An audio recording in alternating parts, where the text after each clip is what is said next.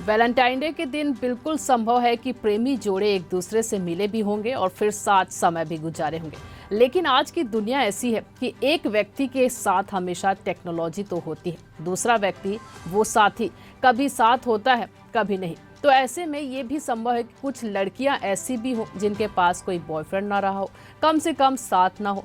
Valentine day पर साथ नहीं रहा हो तो अकेली लड़कियां क्या करें, उनके पास अपने सपनों के राजकुमार का साथ पाने का क्या उपाय है। तो हो सकता है कि टेक्नोलॉजी कोई बेहतर विकल्प दे पाए एक एआई बॉयफ्रेंड के माध्यम से। जी हाँ, ये नया ट्रेंड कम से कम चीन में तो शुरू हो चुका है। बात इतनी आगे जा चुकी है कि कोई एक सामान्य लड़की भी एक मशहूर फुटबॉल या क्रिकेट खिलाड़ी, कोई मशहूर फिल्मी सितारे को अपना बॉयफ्रेंड चुन सकती है। एआई तकनीक की मदद से इतना ही नहीं, ये एआई बॉयफ्रेंड बहुत ख्याल रखने वाला भी होगा, लड़की की पसंद के अनुसार ही बात करने वाला होगा। झगड़ा शायद ही कभी करे, कम से कम दावा तो यही है।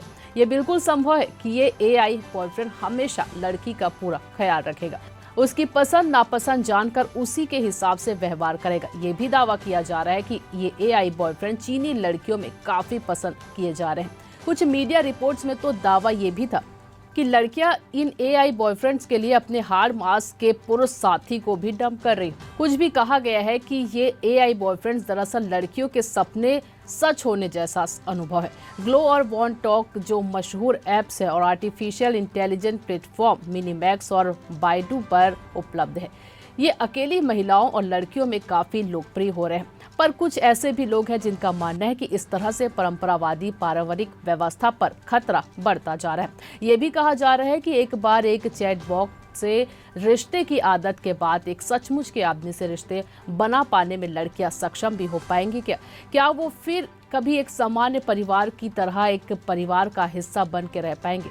पर फिलहाल तो ये एआई बॉयफ्रेंड का ऑप्शन उपलब्ध ही है और ट्रेंडिंग भी। ये खबर लिखी थी आपके लिए हमारे साथी दुर्गेश कुमार दुबे ने। मैं आपके साथ ललिता चक्रधारी। लगातार खबरों से अपडेट रहने के लिए बने रहिए न्यूज़ 21 पर, आपके हक की बात।